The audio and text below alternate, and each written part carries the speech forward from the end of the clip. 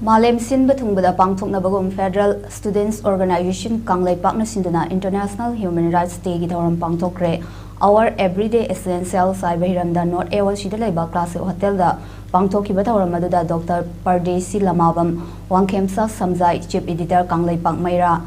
Dr. C.I. Stombasing Associate Professor Department of Teacher Education Manipur University Dr. L. Muhindro Assistant Professor Department of Human Rights SK Women College Dr. Ningombam Shrima Assistant Professor Department of Political Science Nambol L. Sanoi College Nachingbana Resource Person oina saruk yakibaga loinana FESOK President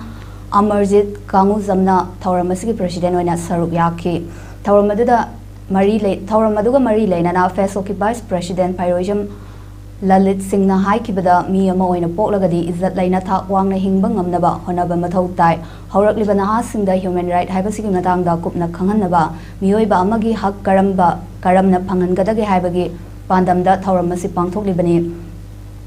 United Nations na kumjal lising majama panimfuni panda miyoibagi hak matpa yaroi haina lautoktuna ngasi pawa palan Tauduna laklagasu iramdama sidadi me ahumdagi haurakkiba lan aduna maram oiraga sangbidana piriba hak khudingmak amatta indana mattuna thamle amadi lanjena duna leiriba mahairoi singna ngasi phawbada mapung phana mahai masing tamba phangdri masigumba kaya asibu naina duna sangbidana piriba matpikraba hak khudingma asi matau karamna amuk hana phanggadagi haiba khanaba chumi amadi haurakliba naha singdasu human rights ki matangda munna khanganba awareness piba mathau tai haiki